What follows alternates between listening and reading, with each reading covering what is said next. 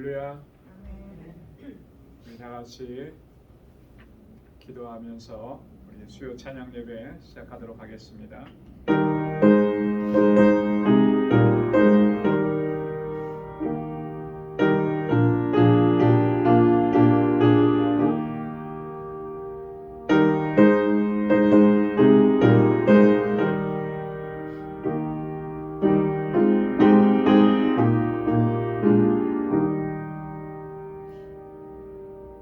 내가 항상 주와 함께하니 주께서 내 오른손을 붙드셨나이다.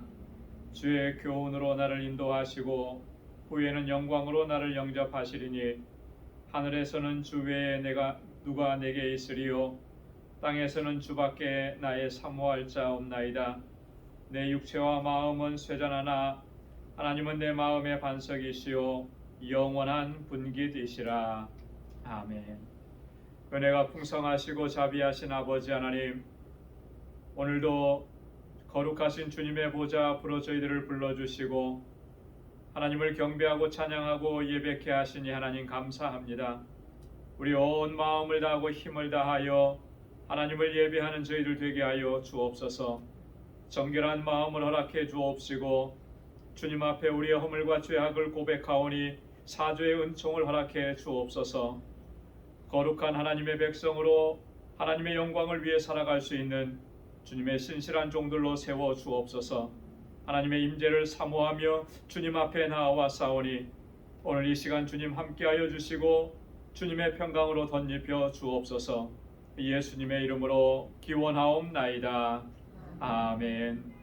전능하사 천지를 만드신 하나님 아버지를 내가 믿사오며 그 외아들 우리 주 예수 그리스도를 믿사오니 이는 성령으로 잉태하사 동정녀 마리아에게 나시고 본디오 빌라도에게 고난을 받으사 십자가에 못 박혀 죽으시고 장사한 지 사흘 만에 죽은 자 가운데서 다시 살아나시며 하늘에 오르사 전능하신 하나님 우편에 앉아 계시다가 저리로서 산 자와 죽은 자를 심판하러 오시리라. 성령을 믿사오며 거룩한 공예와 성도가 서로 교통하는 것과 죄를 사하여 주시는 것과 몸이 다시 사는 것과 영원히 사는 것을 믿사옵나이다. 아멘.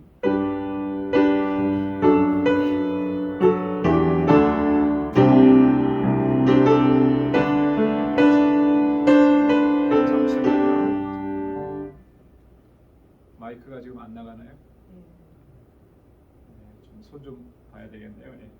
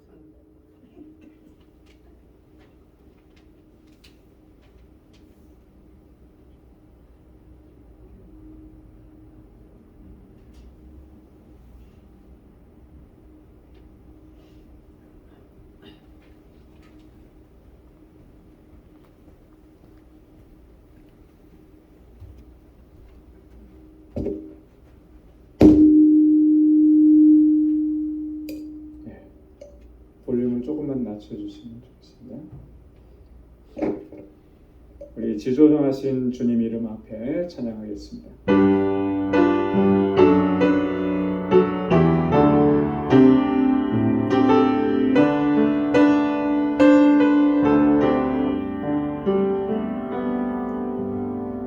지존하신 주님 이름 앞에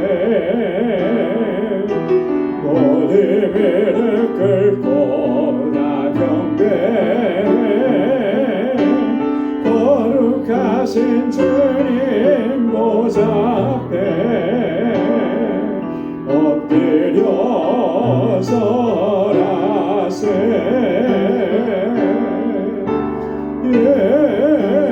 예수는 그리스도 예수는 주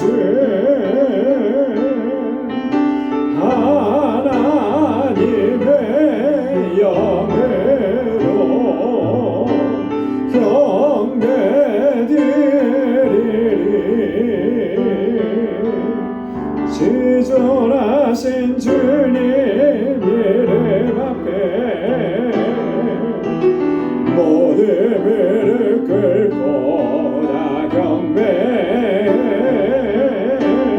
거룩하신 주님 보좌 앞에 엎드려 절하세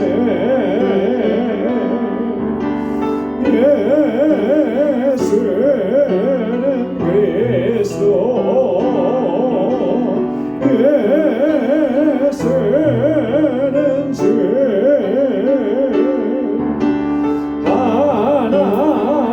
하나님의 영으로 경배드리리 예수는 그리스도 예수는 그리스도 예수는 주 하나님의 영으로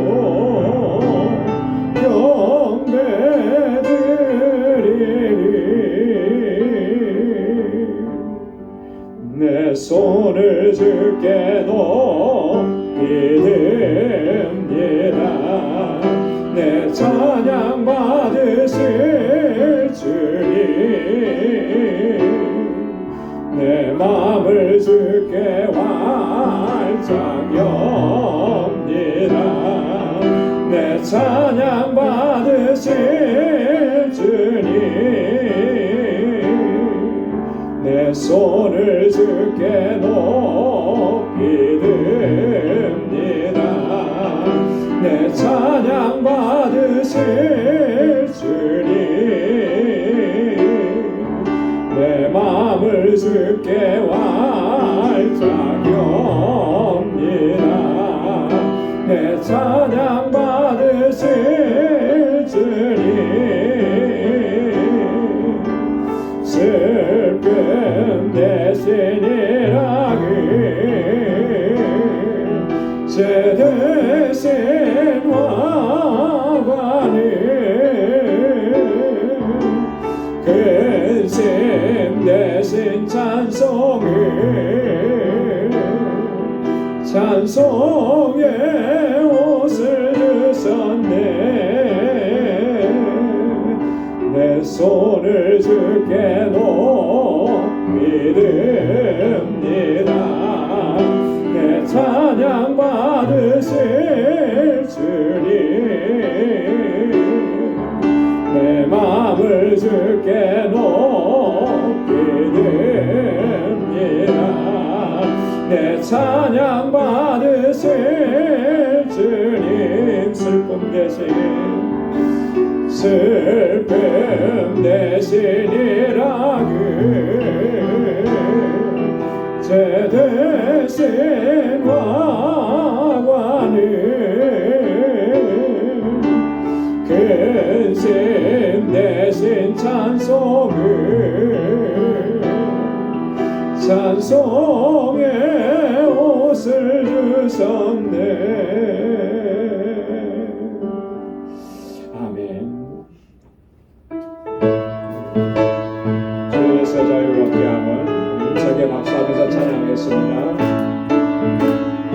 죄에서 자유를 얻게 하는 보혈의 능력 주의 보혈 시험을 이기는 승리되니 참 놀라운 능력이로다 주의 보혈 능력이 또다 주의 피 믿고 주의 보혈 그 어린 양의 매우 귀중한 피로다 육체의 정욕을 이길 힘은 보혈의 능력 주의 보혈 정결한 마음을 얻게 하니 참 놀라운 능력이로다 주의 보혈 능력이 또다 주의 피 믿고 주의 보혈 그 어린 양의 매우 귀중한 피로다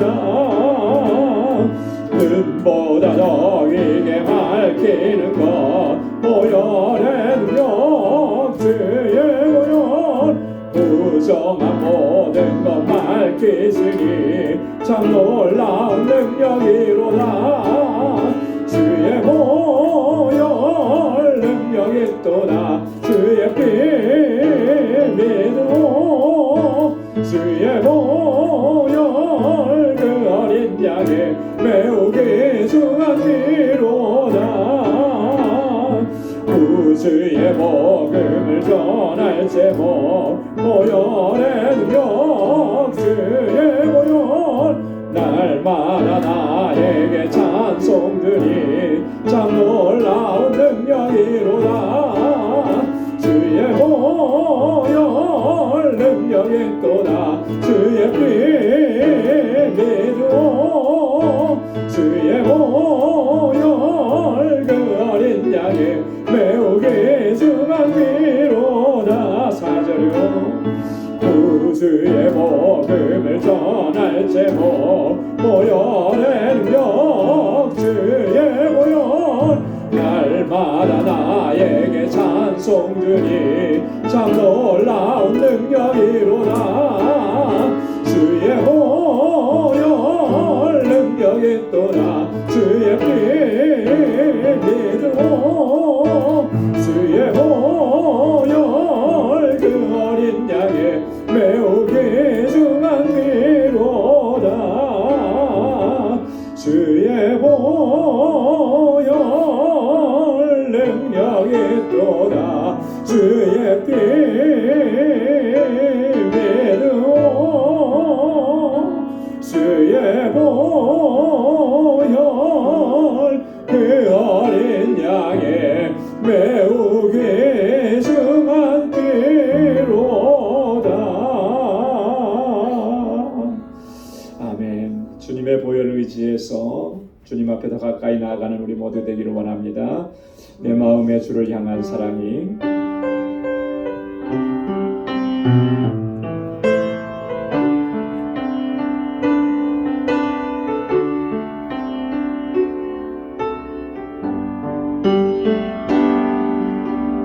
내 마음의 주를 향한 사랑이 나의 말에 주가 주신 진리로 나의 눈에 주의 눈물 채워주소서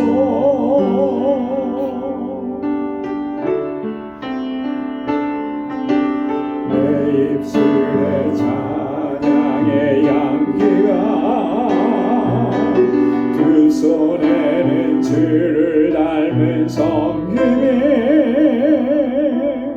나의 삶의 주의 흔적 남게 하소서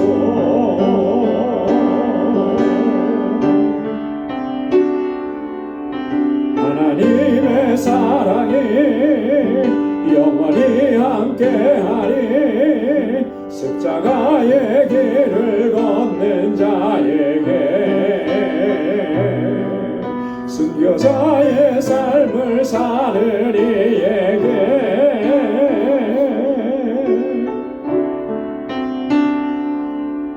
조롱하는 자는 세상 유혹 속에도 숨겨진 신부가 되리라 내 생명 주님께 드리리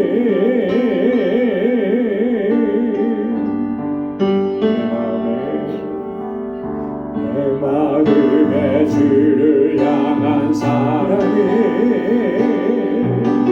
나의 말엔 주가 주신 진리로 나의 눈에 주의 눈물 채워주소서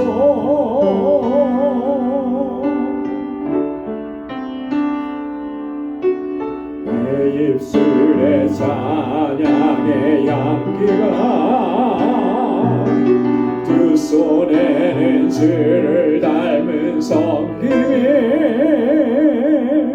나의 삶의 주의 흔적 나게 하소서.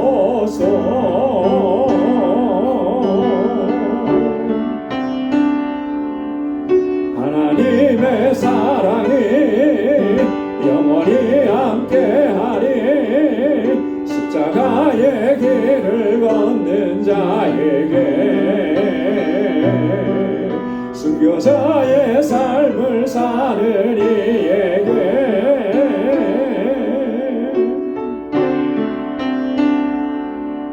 조롱하는 소리와 세상 유혹 속에도 주의 순결한 신부가 되리라. 내 생명 주님께, 내 생명, 내 생명 주님께 드리리.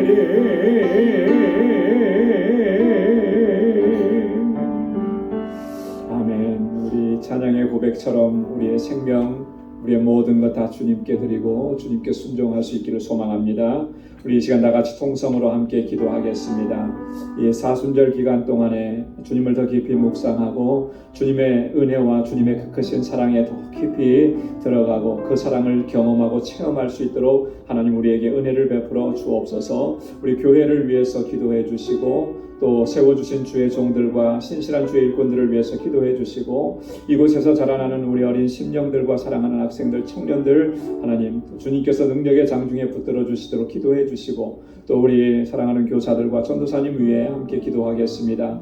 또한 우리의 사랑하는 지체들과 이 공동체를 위해서 우리 교회가 정말 주님의 주신 사명을 잘 감당하는 공동체 되도록 하나님 역사해 달라고, 특별히 우리 심령 가운데 우리의 심령 가운데 주의 영으로 가득히 채워주셔서 하나님의 주시는 부흥의 은혜와 부흥의 역사를 경험할 수 있도록 하나님 은혜 베풀어 달라고 이 시간 함께 통성으로 기도하고 우리 선교지를 위해서 기도하고 이 시간 주님 앞에 가지고 나온 우리 간절한 기도의 제목을 가지고 하나님 앞에 기도하겠습니다. 하나님 아버지, 주님의 사랑과 은혜 감사합니다. 오 아버지 하나님, 이 시간도 주님의 크신 은혜 가운데 저희들을 불러주시고 주님을 경배하고 찬양하고 예배케 하심을 하나님 감사합니다. 오 하나님 아버지, 주님만을 사모하고 주님께로 더 가까이 나아가는 저희들 되게 하여 주옵소서. 은혜가 아니면 살아갈 수가 없습니다. 주님께서 우리를 붙잡아 주시지 않으면 아버지 하나님 시험과 유혹들을 이겨낼 수가 없고 승리의 삶을 살아갈 수가 없고 아버지 하나님 주님께서 주신 사명을 감당할 수가 없습니다. 오 하나님 아버지, 불쌍히 여겨주시고 긍휼히 여겨 주옵소서. 아버지 겸비한 마음을 허락하여 주옵소서. 은혜의 보좌 앞으로 더 가까이 나가게 하시고 십자가 앞에 더 가까이 나아갈 수 있도록 인도하여 주옵소서. 우리의 허물과 죄악을 보게 하시니 하나님 감사합니다. 주님 앞에 고백합니다. 아버지 우리의 죄악과 우리 불순종과 아버지 아버지 하나님 교만하고 아버지 하나님 오만했던 우리의 마음들을 보게 하시니 하나님 감사합니다. 오 하나님 아버지, 주님 용서하여 주옵시고 아버지 하나님 긍휼과 자비를 베풀어 주옵소서. 아버지 하나님 우리의 갈급한 심령을 허락하여 주소서. 은혜를 구하며 주님 앞에 더 가까이 나가는 저희를 되게 하여 주옵소서. 우리의 심령의 부흥을 허락하여 주옵시고 성령의 충만함을 허락하여 주옵소서. 우리의 믿음을 더욱 견고하게 하소서. 하나님 주님의 뜻을 행하기에 부족함이 없게 하옵소서. 성령의 충만함 가운데 살아갈 수 있도록 은혜 허락하여 주옵소서. 진리의 영으로 우리를 새롭게 하여 주옵시고 말씀에 의지하여 살아가는 저희를 되게 하여 주옵소서. 우리 방주 공동체가 정말 진정한 믿음의 공동체로 아름다운 사랑의 공동체로 견고하게 하소서. 하나님의 주신 사명 잘 감당할 수 있도록 도와주시고 세워주신 주의 종들에게 능력과 권능으로 함께하여 주옵소서. 아버지 하나님, 이곳에서 자라는 우리 어린 신령들과 학생들, 청년들 아버지께서 강건하게 붙잡아 주시고 이 세대 가운데 하나님의 귀한 일꾼들로 쓰임받는 귀한 아버지 주의 일꾼들이 다 될 수 있도록 도와주시고 우리 모든 교사들과 하나님 전도사님 능력의 장중에 붙들어 주시옵소서.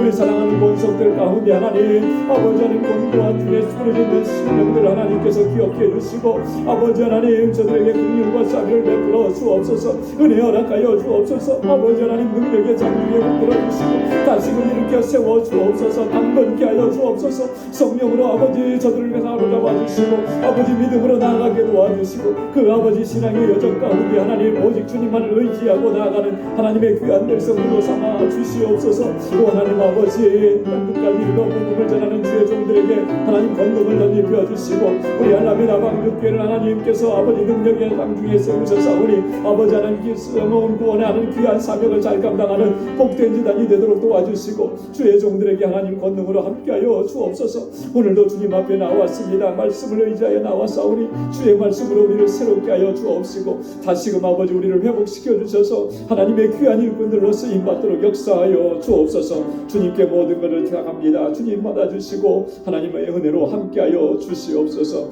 예수님의 이름으로 간절히 기도드리옵나이다. 아멘. 아멘.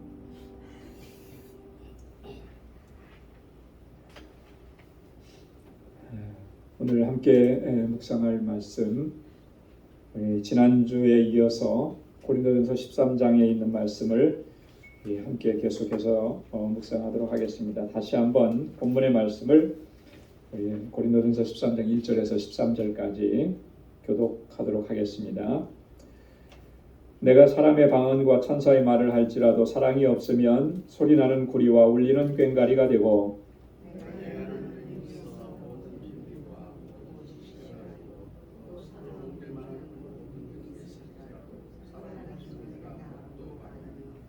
내가 내게 있는 모든 것으로 구제하고 또 내 몸을 불사르게 내어줄지라도 사랑이 없으면 내게 아무 유익이 없느니라.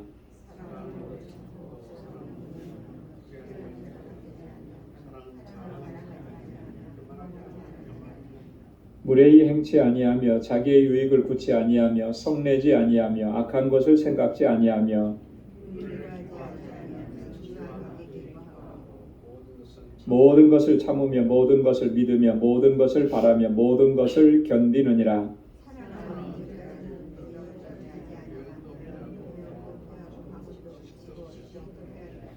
우리가 부분적으로 알고 부분적으로 예언하니 내가 어렸을 때에는 말하는 것이 어린아이와 같고 깨닫는 것이 어린아이와 같고 생각하는 것이 어린아이와 같다가 장성한 사람이 되어서는 어린아이의 일을 버렸노라.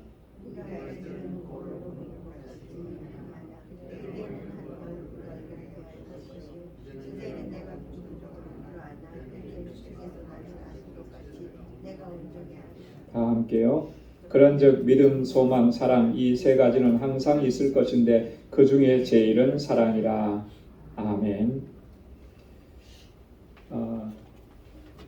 우리가 이 고린도전서 13장 사랑장이라고 이름 붙여진 아주 우리 그리스도인들이라면 모르는 사람이 없죠. 이 사랑장에 있는 이 말씀 우리가 항상 기억하고 또 가슴에 새기고 우리 신앙생활하고 또 우리 믿음의 여정을 달려가야 할 줄로 믿습니다. 우리가 지난주에는 우리 두 단락을 함께 살펴봤습니다. 1절부터 3절까지 있는 사랑의 필수성, 사랑의 절대성이라고 얘기할 수 있겠죠, 그죠? 그래서 사랑이 없으면 아무것도 아니다, 그죠? 내게 유익도 없고 아무것도 아닌 것이 된다. 그래서 모든 은사와 또 직임은 다 사랑에 기초해야 한다라고 하는 거죠. 여러분 이게 우리가 꼭 기억해야 하는 아주 중요한 내용입니다. 우리가 열심히 봉사하고 또 뭐 열심히 일하고 이러는 거 다 좋은데 본질적으로 사랑으로 행하지 않으면 그게 나중에는 아무것도 아닌 것이 된다라고 하는 거예요. 굉장히 위대하고 굉장히 대단한 것을 이룬 것 같은데 사랑으로 하지 않으면 그거 아무것도 아니라는 거죠. 아무 유익이 없다는 거죠. 뭐 사람들이 알아주니까 뭐 기록으로 남겼으니까 뭐 그래서 역사적으로 이런 게 있으니까 여러분 그거는 별로 큰 의미가 없는 거예요.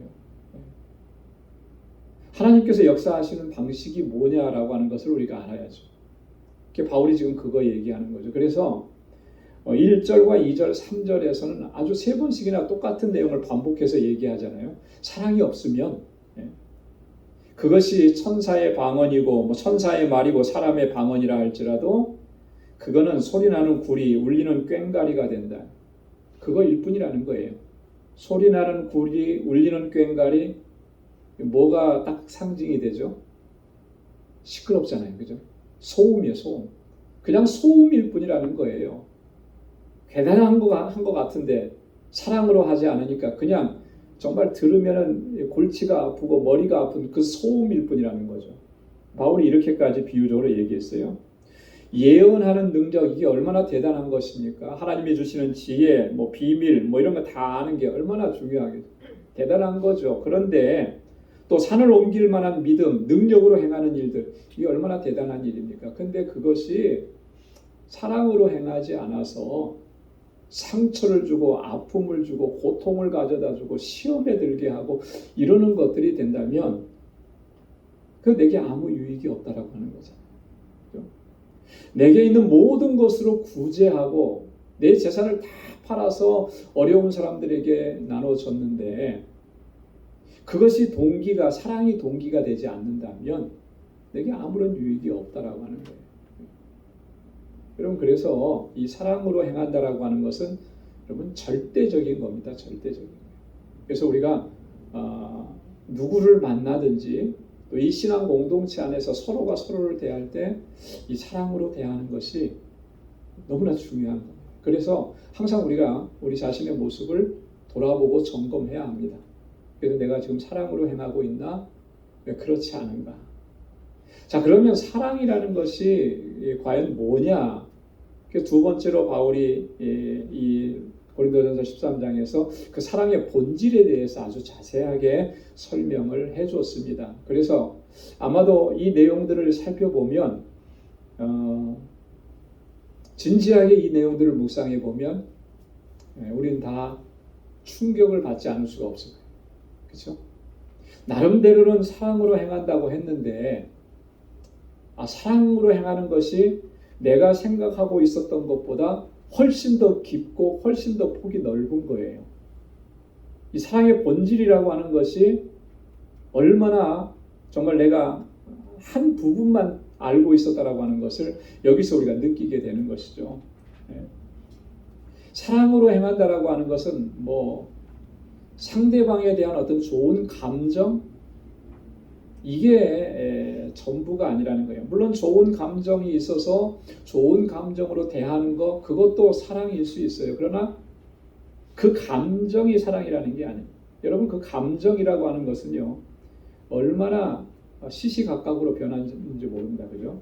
누가 나에게 조금만 좋게 대해주면 좋은 감정이 생겨요. 그래서 상대방을 좋게 여기고 그게 사랑이라고 생각을 해요. 네, 여러분 그게 성경에서 지금 말하고 있는 그런 사랑이 아니라는 거예요. 이게 성경이 말하고 있는 사랑은 이런 감정적인 사랑이 아니고 굉장히 적극적이고 구체적이고 긍정적인 그런 행동 양식이 바로 사랑이라고 하는 거예요. 그래서 어떤 분이 그런 표현을 했더라고요. 사랑은 명사가 아니고 사랑은 뭐라고요? 동사는 뭐예요? 하는 거잖아요. 움직이는 거잖아요. 사랑하는 것 무슨 명사로서 어떤 물체 뭐 이런 것들을 표현하는 게 아니라 사랑은 직접적으로 행동으로 옮겨지는 게 그게 사랑이라고 하는 거죠. 그래서 오늘 본문에 보면은 쭉 14가지인가 이렇게 돼서 쭉 사랑의 본질에 대해서 쭉 설명을 했습니다.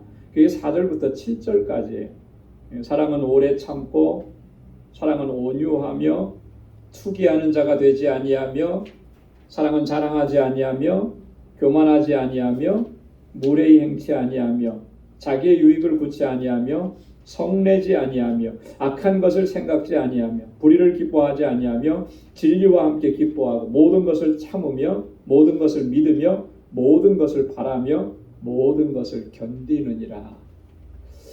이런 각각의 내용들이 어떤 의미라고 하는 것을 우리가 지난주에 함께 좀 살펴봤잖아요. 근데 오늘 이 그 사랑의 본질을 쭉 이렇게 여러 가지로 말씀을 했는데 조금 이렇게 내용상으로 비슷한 것끼리 같이 묶어보면 4가지로 이렇게 정리를 해볼 수 있겠더라고요. 이건 뭐 제가 정리를 한번 해본 겁니다. 첫째는 사랑은 인내하는 거라는 거죠. 인내하는, 참는 거예요. 인내하는 거예요. 근데 여러분 인내하는 것은 다른 말로 표현하면은 용서하는 것이라는 거죠. 용서. 그죠? 누군가가 잘못한 일에 대해서, 누군가가 실수한 일에 대해서 그걸 지적하고 그걸 정죄하고 비판하고 판단하는 것은, 여러분, 그거는 사랑으로 행하는 게 아니에요. 그죠? 사랑으로 행한다고 하는 것은 참아주고 견디어내고 인내하고 용서하는 게, 그게 사랑으로 행하는 것이죠. 그래서 바울은 이 사랑의 본질에서 가장 많이 강조하는 것이 사랑은 인내하는 것이다, 참는 것이다, 이렇게 얘기하는 거예요. 두 번째로는 보면요, 사랑은 이 상대방에 대한 배려라고 하는 거예요. 상대방을 배려하는 겁니다. 그래서 여기 보면은 사랑은 자랑하지 않는다 그랬죠. 여러분, 내가 뭔가를 자랑하는 것은 전혀 상대방을 배려하는 게 아니에요. 그죠? 나를 드러내고 나를 나타내는 거죠. 무례히 행치 않는다 그랬습니다. 사랑은 무례히 행치 않아요. 사랑은 예의를 갖추는 것입니다. 무례하게 행한다는 건 뭐예요? 상대방을 그만큼 무시한다라고 하는 거잖아요. 배려가 전혀 없는 거잖아요. 사랑은 교만하지 않는다 그랬어요. 이 마찬가지죠. 교만하면은 그 교만한 마음은 어떻습니까? 상대방을, 다른 사람들을 무시하고 멸시하는 거예요. 그죠? 사랑은 자기의 유익을 구치 않는다 그랬습니다. 여러분, 자기 유익만을 구하는 사람을 가리켜서 이기적인 사람이라 그러잖아요. 자기의 유익을 구치 않으면 누구의 유익을 구하겠습니까? 타인의 유익을 구하는 거죠. 타인의 유익을 구하는 것은 그 사람이 잘 되기를 원하는 거죠. 그 사람을 배려하는 거죠. 이타적인 거예요. 그래서 사랑은 이타적인 거죠. 진정한 사랑은 이기적일 수가 없는 거예요. 내 자식이니까 무슨 일을 해도 얘는 다 용서가 되고 내가 품어주고, 그거 굉장히 이기적인데요. 그거 참 사랑이 아닌 거예요. 그렇죠?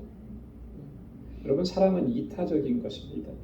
그래서 상대방에 대한 배려가 나타나게 되는 것이죠. 사랑은 또 진리와 선을 추구하는 것입니다. 사랑으로 행하는 사람은 절대적으로 불의를 기뻐할 수가 없어요. 오직 진리와 함께 기뻐하는 거죠.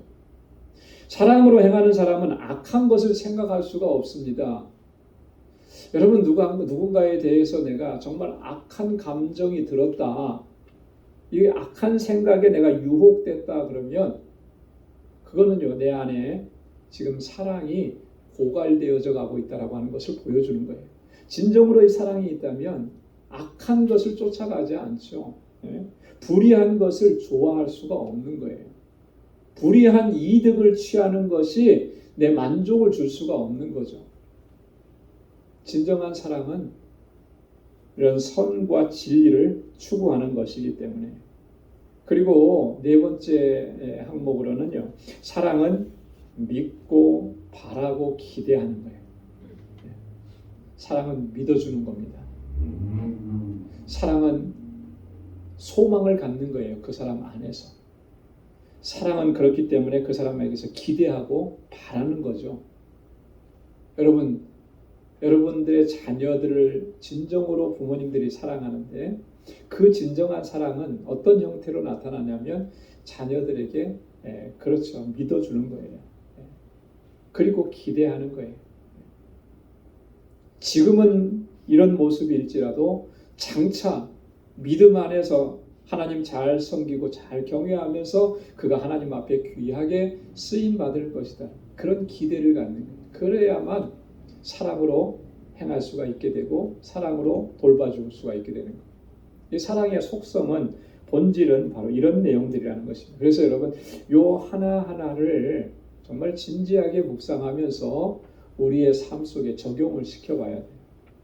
그래서 사랑으로 행한다라고 하는 것이 뭔지, 우리가 정말 사랑 안에서 우리가 하나님의 뜻을 이루어가고 하나님께서 주신 사명을 감당해야 될 터인데, 그러려고 하면 내가 어떤 모습으로 서야 하는지, 이 말씀들이 기준이 되고, 또 이 말씀들의 근거에서 정말 진정한 사랑으로 또 하나님의 영광을 위해서 쓰임받는 우리 모두가 될 수 있기를 주님의 이름으로 축원합니다. 자, 그 다음에 이제 마지막 그 세 번째 단락은요, 8절부터 13절까지 있는 말씀인데, 사랑의 영원성이다. 이렇게 좀 제목을 붙여볼 수가 있겠습니다. 자, 8절에 보면 사랑은 결코 떨어지지 아니한다 그랬어요. 사랑은 언제까지든지 떨어지지 아니하나 예언도 패하고 방언도 그치고 지식도 패하리라.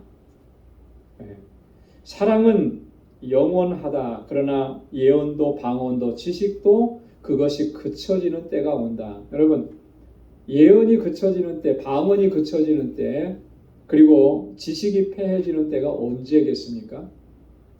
언제 그렇게 될까요? 예언이 더 이상 필요가 없는 때가 언제겠어요? 하나님의 나라에 갔을 때죠. 그죠? 예. 주님께서 이 땅에 다시 오셔서 우리를 영원하신 하나님의 나라로 인도하셨을 때, 그때는 더 이상 예언이 필요 없죠. 방언도 필요 없어요. 왜 그럴까요? 주님의 나라에서는 서로가 다 알죠. 무슨 말을 하는지. 그죠? 하나님의 음성을 직접 듣고, 주님의 음성을 직접 듣고, 우리도 주님께 직접 말하고, 이게 방언이 더 이상 필요가 없는 거예요.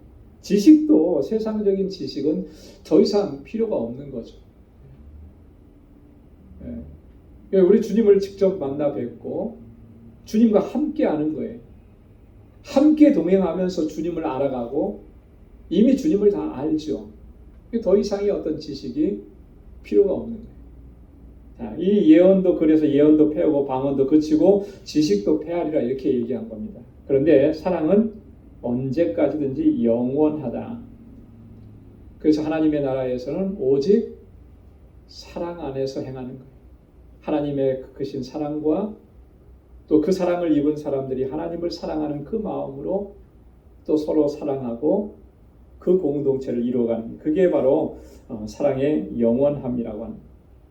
여기 사랑이 떨어지지 아니한다 그랬는데, 이 떨어져 나간다라고 하는 의미는 이런 의미로 설명을 한 겁니다. 원어적인 의미를 보면 꽃잎이 떨어지는 거예요.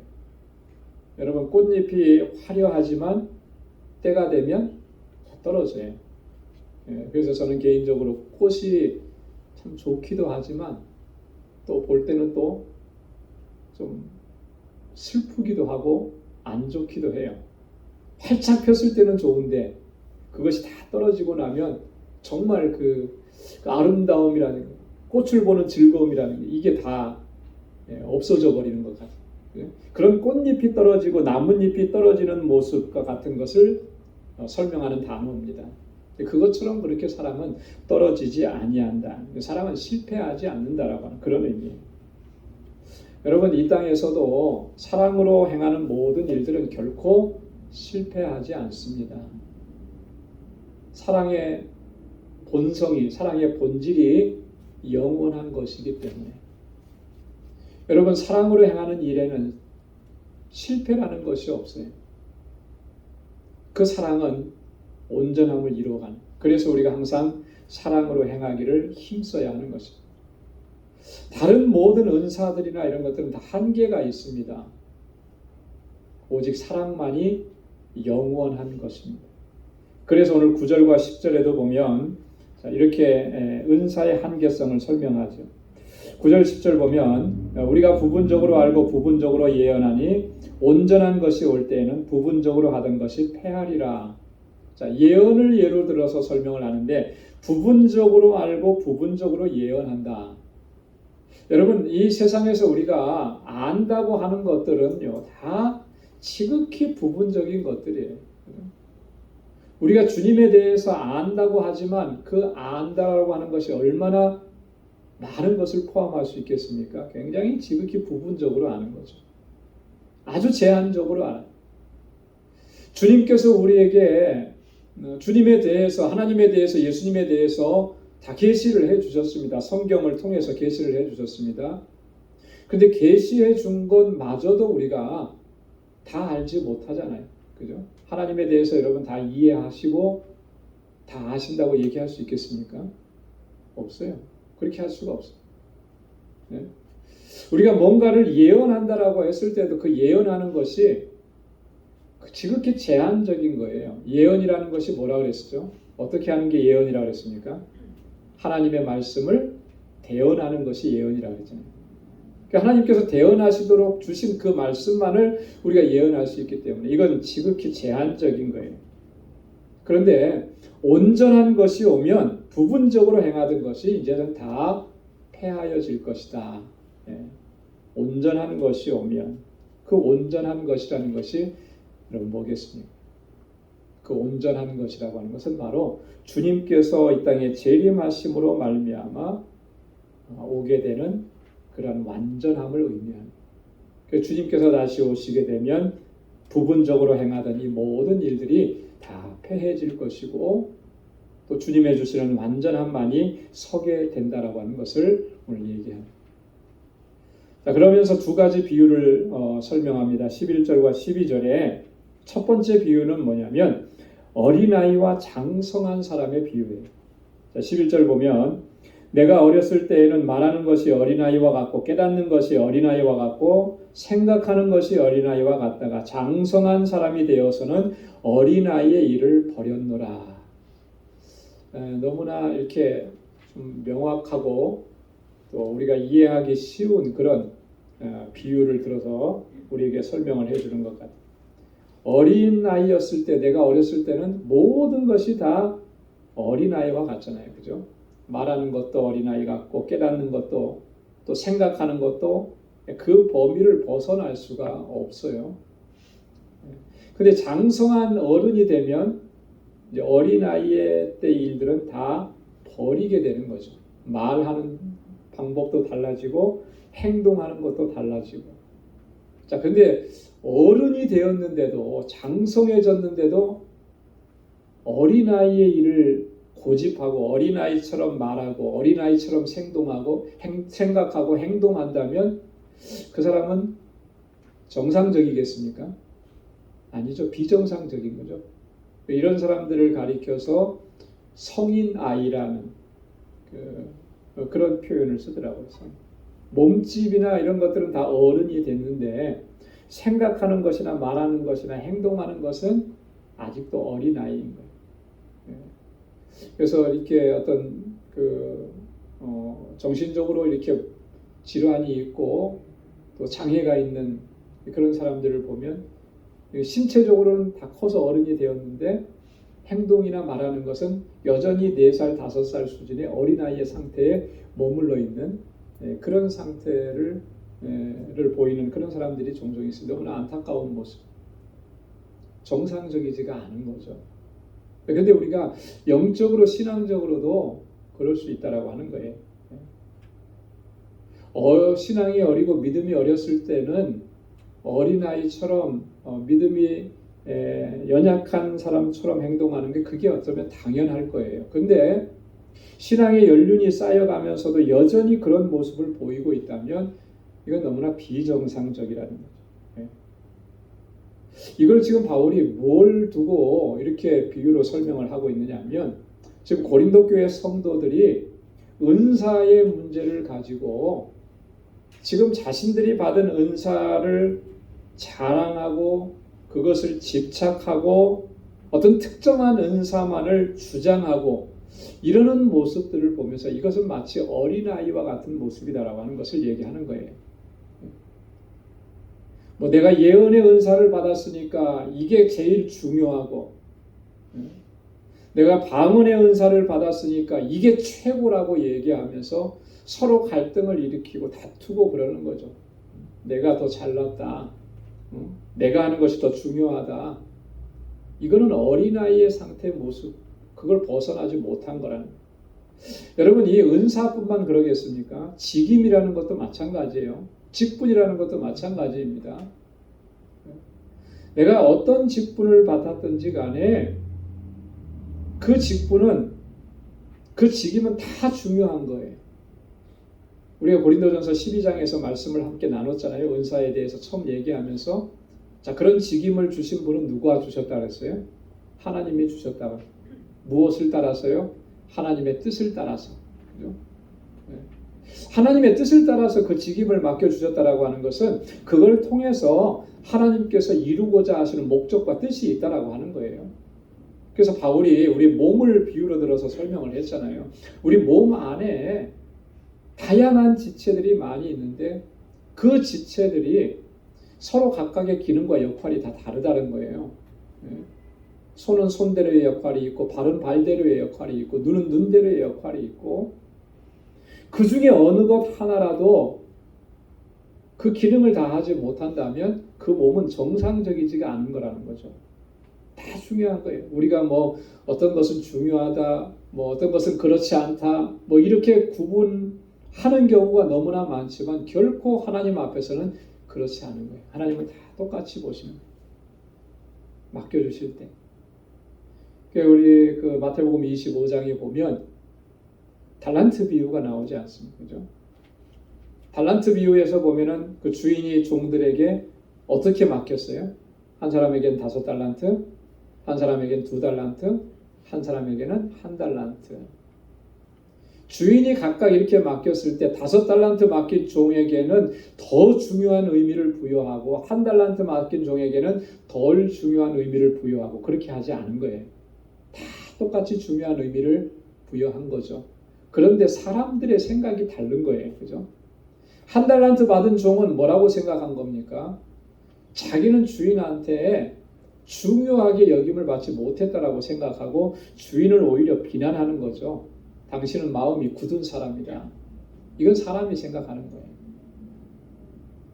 자, 2달란트 받은 종과 5달란트 받은 종이 각각 그 배를 남겨서 주인에게 가져왔을 때 그 종들을 칭찬하는 주인의 칭찬을 보면요. 성경을 한번 자세히 보십시오.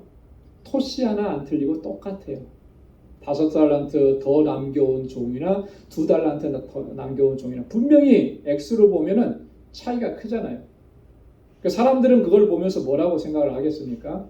5달란트 남긴 종에게 더 박수를 쳐주고 그 사람을 높여줄 거예요. 일반적으로는. 그러나 하나님은 그렇게 하시지 않는다는 거예요. 그러니까 무슨 직임을 맡겨주셨든지 하나님의 뜻에 따라서 하나님이 다 중요하게 여기시는 거예요. 자, 그럼에도 불구하고 우리가 그렇지 않다고 생각하는 것, 여전히 우리가 어린아이의 상태에 머물러 있다라고 하는 것을 보여주는 거예요. 그래서 이 고린도 교회 성도들이 그런 모습을 지적하는 거죠. 이제는 그 어린아이의 모습 벗어나서 장성한 사람이 되어야, 그래서 하나님께서 주시는 그 사랑의 은사로 서로 사랑하고 섬기고 하나님의 뜻을 이루어가야 된다라고 하는 것을 강조하는 것입니다. 두 번째로 비유로 설명하는 것은 거울로 보는 것, 또 얼굴과 얼굴을 대하여 보는 것, 부분적으로 아는 것, 온전히 아는 것을 설명합니다. 12절에 우리가 이제는 거울로 보는 것 같이 희미하나 그때에는 얼굴과 얼굴을 대하여 볼 것이요 이제는 내가 부분적으로 아나 그때에는 주께서 나를 아신 것 같이 내가 온전히 알리라. 자, 지금은 거울로 보는 것 같이 희미하다. 여기서 희미하다라고 하는 말은요, 원어상에 보면 수수께끼 속에 있는 상태다는 의미입니다. 여러분 수수께끼 그 질문 안에 보면은 그게 명확하지 않아서 잘 알 수가 없잖아요. 그런 의미를 담고 있는 거죠. 거울로 보는 것 같이 희미하다. 지금은 거울로 보면 아주 정확하게 다 볼 수 있습니다. 그죠? 그러나 바울이 이 글을 쓰는 당시에 2000년 전에는 거울이 지금처럼 이렇게 밝지 않은 거예요. 왜 그렇습니까? 이렇게 굴이나 청동이나 뭐 이런 걸 갈아서 그것을 이렇게 연마해 가지고 비춰지도록 봤으니까 뚜렷하지 않은 거죠. 그렇기 때문에 이제 이 비유를 쓴 거예요. 이제는 거울로 보는 것 같이 희미해요. 그러나 그때는 얼굴과 얼굴을 대하여 볼 것이죠. 그때라고 하는 때는 언제겠습니까? 주님께서 다시 오시는 때. 그때는 얼굴과 얼굴을 대하여. 지금은 이 희미하다라고 하는 그 의미는 이런 거예요. 주님의 나라에 대해서 우리가 알기는 알지만, 주님에 대해서 우리가 경험하기는 했지만 그것이 명확하게 보이지는 않았다라고 하는 거예요. 그러나 주님을 대하여서 볼 때는 모든 지식이 완전해진다라고 하는 의미예요. 그래서 지금은 부분적으로 알지만, 그죠? 이 부분적으로 안다라고 하는 의미는 계시해 주신 만큼만 우리가 주님을 알 수 있지만, 계시해 주시지 않은 그런 부분에 있어서 무한하신 것이 주님에 관한 것 아니겠습니까? 하나님의 나라에 관해서도 우리에게 보여주신 것은 지극히 작은 부분이에요. 여러분, 하나님의 나라가 성경에서 말씀해 주신 이게 전부라고 생각하면 우리는 그것은 잘못 이해하고 크게 착각하는 것입니다. 하나님의 나라는 우리가 지금 뭐 상상할 수 없을 만큼의 무한한 것이 하나님의 나라예요. 그 중에 아주 일부분, 우리가 이 땅에 살면서 그래도 이해할 수 있는 그 부분만큼만 계시해 주신 거죠. 그러니까 하나님의 나라를 함부로 얘기할 수가 없는 거예요. 우리가 하나님의 나라를 다 안다고요? 아니요. 요즘에 뭐 어떤 분들이 그렇게 또 이렇게 얘기하고 집회를 인도하시는 분들이 있는 것 같아요. 천국과 지옥을 경험하고 왔다. 그래가지고 다니면서 내가 본 천국, 내가 본 지옥, 루시퍼를 만나서 뭐 이야기를 하고. 루시퍼가 누구죠? 타락한 천사잖아요, 그죠? 루시퍼를 만났다라고 하는 건 뭘 의미할까요? 뭐 지옥을 봤다는 거, 뭐 그런 의미일 것 같아요. 그래서 요즘에 또 그렇게 해가지고 막 마치 천국을 다 보고 온 것처럼 막 얘기하고 간증하고 사람들이 거기에 막 휩싸이고 그래요. 천국을 봤다라고 하는 그런 경험, 물론 개인적으로 뭐 그런 경험을 할 수도 있겠지요. 그러나 여러분, 그게 전부가 아니라고 하는 거예요. 그렇죠? 그런데 우리가 분명하게 알아야 될 것은 그것을 완전하게 알 때가 오는 거예요. 지금은 우리가 모든 것을 부분적으로 알지만은 그 천국에 대한 지식과 경험이 완전해지는 때가 오는 거예요. 그때가 바로 주님께서 오시는 그때고, 하나님 나라가 이 땅에서 완성되어지는 그때. 그때는 얼굴과 얼굴을 대해서 보고, 그때는 주께서 나를 아신 것처럼 나도 주님을 다 알게 되는 그날이 온다라고 하는 것입니다. 고린도전서 15장 49절에 보면 우리가 흙에 속한 자의 형상을 입은 것 같이 또한 하늘에 속한 자의 형상을 입으리라 했습니다. 우리 고린도전서 15장은 이제 나중에 또 한번 같이 우리가 묵상하게 되는데, 고린도 15장은 부활장이라 그러잖아요. 이 땅에서의 우리의 존재를 한마디로 얘기하면 흙에 속한 자의 형상을 입었다고 했습니다. 이 땅에서는 흙에 속했어요. 왜 흙에 속했다고 얘기하느냐 하면 흙에서 우리가 취해졌기 때문에. 그죠? 그래서 우리가 육신을 가지고 있으면 이 육신은 장차 어떻게 가는 거예요? 흙으로 돌아가기 때문에. 그래서 흙에 속한 자의 형상을 입었다. 흙에 속한 자의 형상이라는 것은 지극히 제한적이라는 것이죠. 한계가 있다라고 하는 거예요. 유한한 존재라고 하는 것을 의미합니다. 그러나 하늘에 속한 자의 형상을 이제 장차 입을 것이다. 언제 그 하늘에 속한 자의 형상을 입느냐 하면 부활의 몸을 입습니다. 하늘에 속한 자의 형상을 입으면 완전함에 이르는 것이죠. 그죠? 바울이 그걸 얘기하는 거예요. 그래서 오늘 고린도전서 13장 12절에서도 그렇게 얘기한 겁니다. 그때에는 주께서 나를 아신 것 같이 내가 온전히 알리라. 여러분, 그날이 우리에게 있음을 우리가 기억하고 그날을 소망하면서 오늘 우리의 삶을 믿음으로 살아가야 할 줄로 믿습니다. 자, 그러면서 고린도전서 13장을 결론적으로 13절에서 이렇게 결론을 내립니다. 우리 13절 말씀은 우리 함께 다 같이 읽어보도록 하겠습니다. 그런즉 믿음, 소망, 사랑 이 세 가지는 항상 있을 것인데 그 중에 제일은 사랑이라. 아멘. 자, 항상 있을 것 세 가지가 뭐라 그랬어요? 믿음, 소망, 사랑 이랬습니다. 여러분, 은사가 항상 있는 게 아니에요. 그죠? 방언의 은사, 예언의 은사가 항상 있는 게 아니라 믿음, 소망, 사랑 이 세 가지가 항상 있는 것이라. 우리 기독교 신앙의 3대 덕목이 믿음, 소망, 사랑. 그죠? 이 세 가지는요, 상호 불과 분리의 관계에 있습니다. 서로 떨어질래야 떨어질 수 없는 그런 관계를 가지고 있다라고 하는 거예요. 믿음, 소망, 사랑. 믿음은 믿음이 없으면 여러분 소망을 가질 수가 있겠습니까? 믿음이 없으면 소망을 가질 수가 없어요. 그죠? 그리고 소망이 없으면 소망이 없는데 그 믿음은 온전한 믿음이겠는가? 그건 공허한 것이 되는 거죠. 그리고 이 믿음과 소망이라는 것도 사랑이 없으면 다 불가능한 거예요. 그죠? 그래서 바울은 사랑으로 역사하는 믿음이라 이런 표현을 사용을 했습니다. 갈라디아서 5장 6절에 보면 그리스도 예수 안에서 할례나 무할례가 효력이 없으되 사랑으로 역사하는 믿음뿐이라. 믿음은 사랑으로 역사하는 거예요. 그래서 서로가 서로에게 근거가 되는 것이죠. 그리고 서로가 서로를 보충하는 거예요. 이 믿음, 소망, 사랑. 자, 그런데 그 중에 제일은 뭐라 그랬어요? 사랑이라. 그 중에 제일은 사랑이라. 왜 사랑이 제일이라고 말씀을 했겠습니까? 여러분, 왜 사랑이 제일이죠? 사랑은 하나님의 본성이기 때문에 하나님의 본성입니다. 요한일서 4장 8절에 보면 하나님은 사랑이시라 그랬어요. 하나님은 사랑이시라.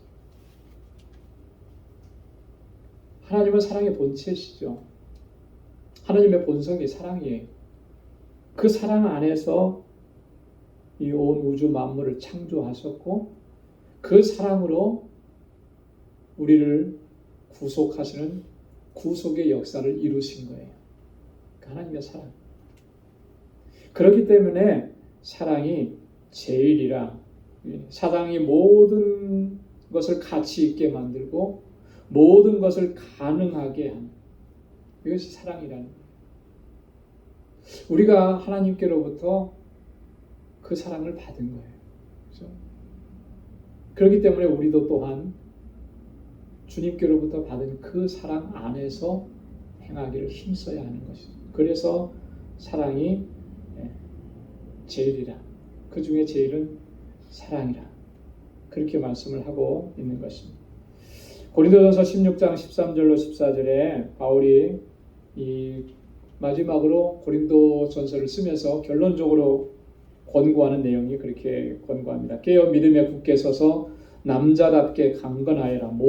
너희 모든 일을 무엇으로 행하라 그랬습니까? 사랑으로 행하라. 너희 모든 일을 사랑으로 행하라. 여러분, 이 모든 일이라 그랬어요. 어떤 일은 사랑으로 행하고 어떤 일은 그렇게 하지 않아도 되고 이런 게 아니라는 거예요. 모든 일을 사랑으로 행하라. 이 모든 일이라고 하는 것은 가정에서의 일도 포함이 되는 것이고 직장에서의 일도 포함이 되는 것이고 교회 안에서의 일은 더더군다나 포함합니다. 우리가 선교하는 일도 다 포함이 됩니다. 모든 일에는 예외가 없잖아요. 그죠? 모든 일에는 다 사랑으로 행하기를 힘쓰라고 하는 거예요. 그래서 믿음, 소망, 사랑 이 세 가지는 항상 있을 것인데 그 중에 제일은 사랑이라. 여러분, 우리 방주 공동체가 주님께로부터 받은 그 사랑으로 또 서로 사랑하고 격려하고 위로하고 세워주면서 그렇게 하나님의 뜻을 이루어갈 수 있기를 소망합니다. 이 사랑이 이 안에서만 머물러 있지 아니하고 우리의 삶의 현장 속에서도 정말 하나님의 자녀답게 하나님께서로부터 사랑을 받은 사람답게 사랑을 받은 사람만이 사랑할 수가 있다고 그렇게 얘기하잖아요. 그렇죠? 우리는 하나님께로부터 그 사랑을 받았는데 그래서 늘 그 사랑을 베풀어 주신 하나님의 은혜가 감사하다고 고백하는데 왜 그 사랑이 우리를 통해서는 세상으로 왜 흘러나가지 못할까? 여기에 우리의 안타까움이 있는 것이죠. 정말 이것을 우리가 안타깝게 생각하고 정말 주님께서 우리에게 주신 그 은혜 안에서 그 사랑으로 행하기를 그래서 하나님의 사랑이 우리를 통해서 세상 가운데에서도 전해지고 넘쳐 흘러갈 수 그런 도구로 우리가 쓰임받기를 갈망하면서 주님 앞에 늘 겸비하게 나가고 하나님의 도움을 구하는 저와 여러분들이 다 될 수 있기를 주님의 이름으로 축원합니다. 기도하겠습니다. 하나님 아버지 감사합니다. 오늘도 주님의 귀한 말씀을 함께 묵상하며 다시 한번 우리 자신의 모습들을 한번 살펴보았습니다. 사도 바울을 통해서 우리에게 주신 하나님의 귀한 말씀은 사랑이 무엇인지, 사랑의 본질이 무엇이고 또 하나님께서 우리를 얼마나 사랑하셨는지, 하나님 그 사랑 안에서 우리가 행해야 함을 다시 한번 말씀을 통해서 깨닫게 되니 하나님 고맙습니다. 연약하고 또 부족해서 너무나 우리가 이기적이어서 나만 생각해서 참 사랑 안에서 행하지 못했던 연약함 주님 불쌍히 여겨주시고 우리 주님의 강하신 팔로 우리를 붙들어 주셔서 주님께로부터 받은 사랑으로 사랑하고 섬기고 또 그렇게 하나님의 뜻을 이루어갈 수 있는 우리 모두가 될 수 있도록 인도하여 주옵소서. 이제는 우리 주 예수 그리스도의 무한하신 은혜와 하나님 아버지의 크고 놀라우신 사랑과 성령의 위로 교통 충만하심의 역사가 주님께로부터 받은 그 사랑으로 섬기며 하나님의 뜻을 이루어가기로 결단하는 우리 방주의 모든 믿음의 권속들과 저들의 가정과 직장, 생업의 터전과 학업 위에 이제로부터 영원까지 함께 하시기를 간절히 축원하옵나이다. 아멘.